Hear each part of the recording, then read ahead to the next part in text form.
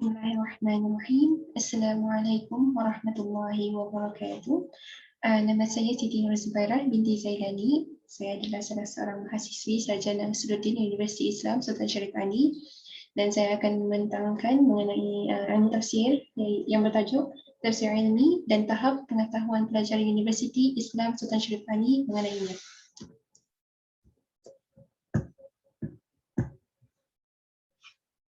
Isi kandungan dalam slide ini akan ada pengenalan, kemudian definisi tafsir ilmi, kemudian faedah mempelajari tafsir ilmi, dan saya juga menerangkan perbezaan antara tafsir ilmi dan juga i'jaz ilmi. Kemudian tahap pengetahuan mahasiswa Universiti Islam Sultan Syarif Ali mengenai tafsir ilmi, metod kajiannya dan sampel dan responden kajian, alat kajian dan kesahan dan kebolehpercayaan kajian, kemudian analisis data, dan akhirnya adalah hasil kajian dan kesimpulan. Pertama sekali, pengertian tafsir ilmi. Definisi tafsir dari segi bahasa adalah penyataan, iaitu menyatakan sesuatu, yakni menerangkannya. Yakni tafsir dari segi istilah ia adalah ilmu untuk memahami kitab Allah yang diturunkan ke atas Nabi Muhammad SAW dan mengeluarkan hukum-hakamnya, hikmahnya, ilmu bahasanya, nahwu sarafnya, dan mengetahui sebab turunnya ayat-ayat Al-Quran, iaitu asbab nuzul dan juga nasib mansuknya. Jadinya tafsir Al-Quran adalah menerangkan apa yang ada, yang ayat-ayat yang terkandung di dalam Al-Quran. Kemudian definisi ilmi adalah daripada perkataan ilmu, iaitu mengetahui sesuatu dengan yakin. Pengetahuan yang sama ada diketahui secara keseluruhan maupun sebahagiannya saja, yang kemudiannya dikumpulkan menjadi satu ilmu seperti ilmu bahasa, ilmu kosmologi, ilmu arkeologi dan sebagainya.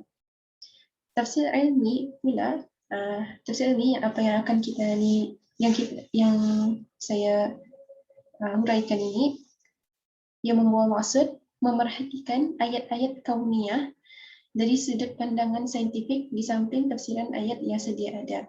Ayat-ayat kauniyah ini adalah ayat-ayat yang berkaitan dengan penciptaan makhluk, sama ada penciptaan manusia, penciptaan alam, langit dan bumi dan sebagainya. Pandangan sains tersebut dihasilkan daripada penemuan moden untuk menguatkan lagi ayat-ayat kauniyah. Jadi singkatannya, tafsir ilmi adalah pentafsiran ayat-ayat Al-Quran yang berkaitan dengan sains. Kemudian perbincangan ulama mengenai tafsir ilmi. Ulama terbahagi kepada dua di dalam tafsir ilmi, iaitu ada yang menolak tafsir ilmi dan ada yang menerima tafsir ilmi. Di antara yang menolak tafsir ilmi adalah Imam Abu Ishaq Asy-Syatibi dan Muhammad Shaltut Syekh Al-Azhar dan Syekh Hasan Al-Banna. Dan ulama yang menerima tafsir ilmi adalah Imam Al-Ghazali rahimahullah, Tantawi Jauhari dan Imam Fakhrul Razi. Harus kita tahu kenapa ada ulama yang menolak tafsir ilmi ini.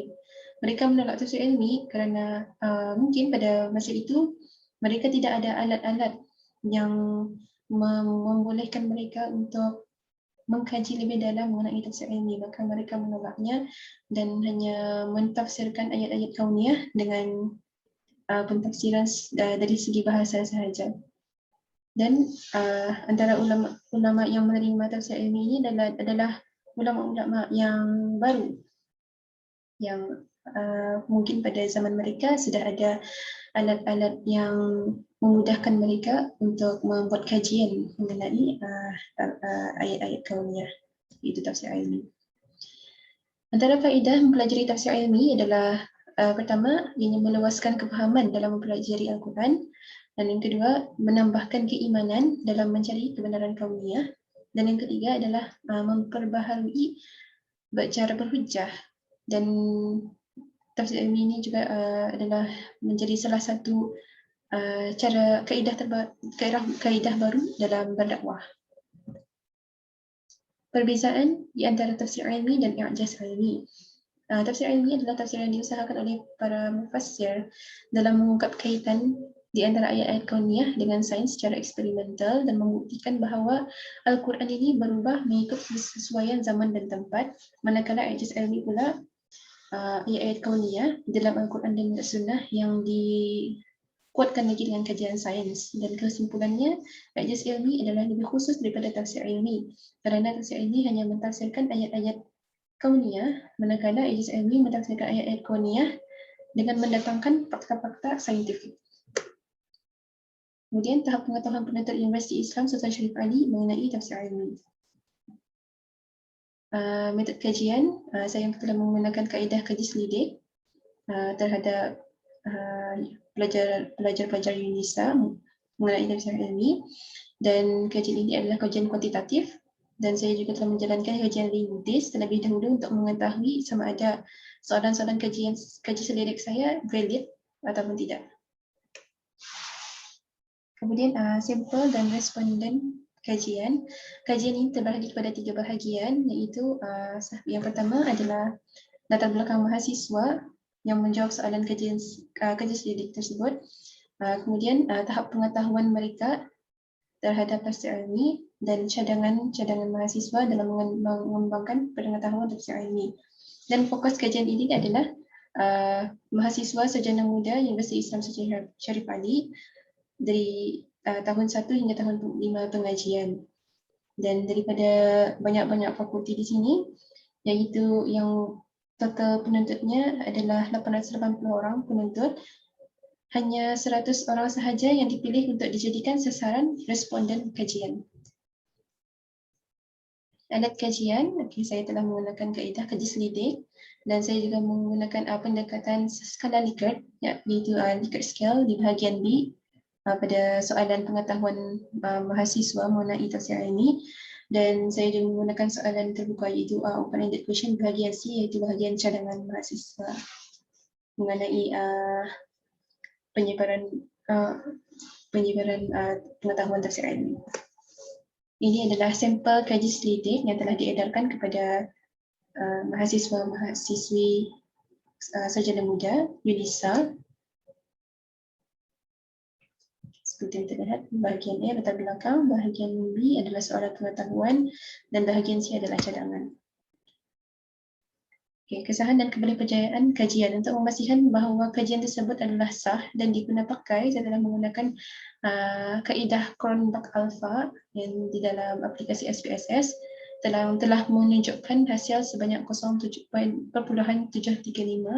yang menunjukkan bahawa kajian tersebut adalah sah.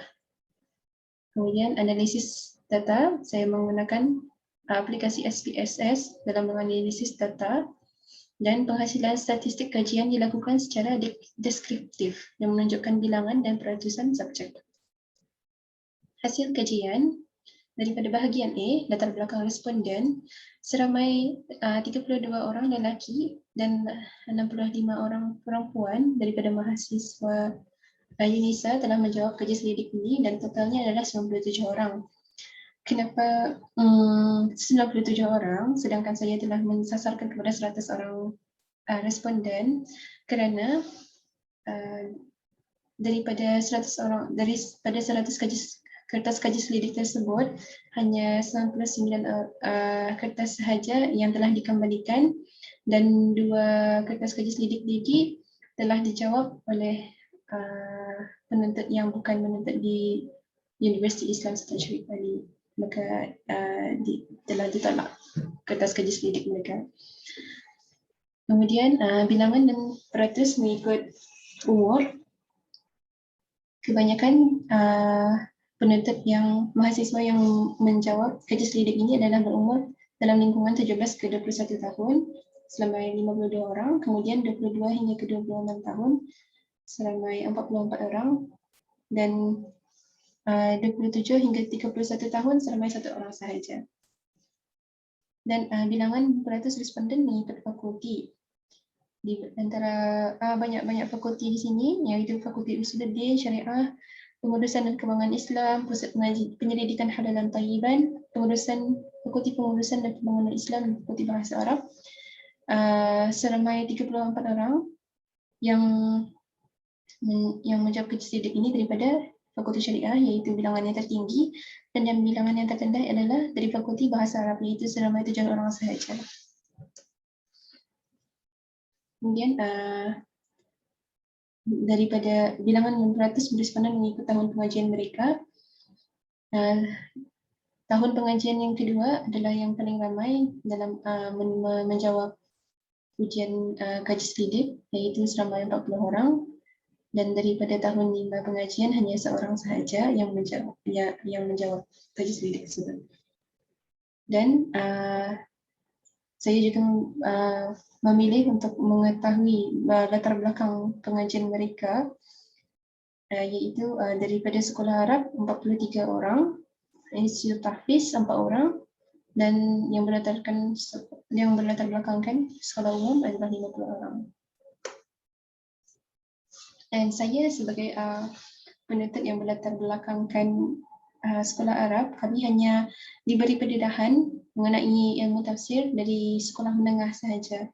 Dan apabila masuk ke Universiti Islam Sultan Syarif Ali dalam sarjana muda, hanya Fakulti Usuluddin sahaja yang bahagian takhasus tafsir hadis sahaja yang mendalami ilmu tafsir. Akan tetapi tidak ada madah subjek tafsir ilmi seperti yang kita lihat dalam gambar rajah tersebut. Akan tetapi pada peringkat sarjana ada satu madah yang dipanggil i'jaz ilmi. Kemudian bahagian B, soalan pengetahuan. Ada 12 soalan pengetahuan di sini. Yang pertamanya adalah saya tahu tentang ilmu tafsir. Seramai 56 orang bersetuju, yakni mereka tahu tentang ilmu tafsir, manakala 32 orang lagi tidak pasti dan 9 orang tidak tahu tentang ilmu tafsir. Yang soalan kedua, saya mengetahui tentang tafsir ilmi. Hanya 19 orang responden yang mengetahui tentang tafsir ilmi, dan kebanyakan daripada mereka, iaitu 62 orang, tidak pasti, dan seramai 16 orang lagi tidak setuju, yakni mereka tidak tahu tentang tafsir ilmi. Kemudian soalan seterusnya, tafsir ilmi adalah tafsir yang berorientasikan sains, tafsir ilmi adalah tafsir i'jaz ilmi, dan i'jaz ilmi adalah satu yang sama penciptaan manusia, termasuk dalam pembahasan tafsir ilmi. Terdapat tafsir ilmi yang sesat. Tafsir ilmi adalah penting untuk diketahui oleh umat Islam, dan kemudiannya tafsir ilmi perlu diajarkan di peringkat universiti sebagai kursus teras, dan mempelajari tafsir ilmi adalah penting bagi umat Islam pada zaman ini. Dan soalan terakhir adalah tafsir ilmi adalah khusus untuk pakar bidang tafsir dan tidak sesuai untuk orang awam. Dan seperti yang kita lihat di sini, kebanyakan jawapan adalah tidak pasti. Tidak pasti.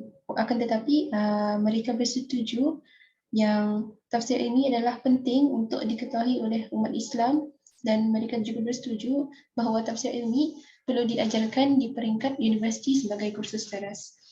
Jadi apa yang kita dapat daripada bilangan dan peratus ini, kebanyakan responden menjawab tidak pasti. Yang bermaksud mereka tidak tahu ataupun kurang tahu mengenai tafsir ilmi. Dan bahagian C, cadangan responden. Bahagian cadangan responden, mereka mencadangkan tafsir ilmi sepatutnya menjadi salah satu kursus pengajian dalam semua fakulti. Seramai 48 orang yang mencadangkan cadangan ini, dan dia juga yang mencadangkan untuk diadakan seminar untuk supaya orang lebih tahu tentang ilmu tafsir, terutama sekali tafsir ilmi, dan juga mengadakan program pengajian untuk orang-orang awam. Dan yang lain-lainnya adalah seperti berikut. Ada juga responden yang mencadangkan untuk mempelajari tafsir ilmi melalui program telaki yang biasanya disampaikan oleh para pensyarah diadakan di Surau Syafi'i, Universiti Islam Sultan Syarif Bali, dan mereka juga mencadangkan untuk membuat pendedahan tafsir ilmi melalui internet ataupun sosial media sama ada WhatsApp, Facebook dan sebagainya. Kemudian mereka juga mencadangkan untuk membuat poster informasi mengenai tafsir ilmi dan mengantungkannya di papan-papan kenyataan yang terdapat di universiti, khususnya di LISA. Dan kemudian mengadakan ceramah ataupun bengkel yang khusus untuk mengajarkan asas-asas pentafsiran Al-Quran, terutama sekali tafsir ilmi. Dan mereka juga mencadangkan agar subjek pelajaran tafsir sepatutnya sudah pun diperkenalkan daripada peringkat sekolah lagi, bukan dari peringkat menengah, apatah lagi peringkat universiti. Memang sudah sepatutnya diperkenalkan daripada peringkat sekolah rendah lagi. Kemudian mereka juga mencadangkan yang ilmu sains itu boleh diajar melalui permainan ataupun diaplikasikan dan dipraktikkan dalam proses kehidupan seharian. Kesimpulannya, pertama, tafsir ilmi adalah salah satu corak baru dalam mentafsir Al-Quran. Telah banyak kajian yang dijalankan berkaitan dengan tafsir ilmi. Bahkan bidang ini telah pun menjadi bahan perbincangan di kalangan para ulama. Dan yang kedua, dengan mempelajari tafsir ilmi ini, iman manusia akan bertambah kerana kita akan dapat lebih memahami bukti kebesaran Allah Azza wa Jalla dalam diri kita sendiri dan di sekeliling kita. Nah, dan yang ketiga, perbezaan antara i'jaz ilmi dan tafsir ilmi adalah tafsir ilmi lebih umum daripada i'jaz ilmi. Yang membawa maksud i'jaz ilmi itu adalah lebih khusus daripada tafsir ilmi. Kemudian yang terakhir, hasil kaji selidik menunjukkan bahawa pengetahuan mahasiswa UNISA tentang ilmu tafsir umumnya dan tafsir ilmi khususnya adalah lemah, sangat lemah. Sama ada mereka berlatar belakangkan pendidikan di sekolah Arab, institut tahfiz maupun sekolah umum, semua sama saja. Pengetahuan mereka adalah lemah dalam ilmu tafsir, terutama sekali tafsir ilmi. Syukran ala husni istimaikum. Assalamualaikum warahmatullahi wabarakatuh.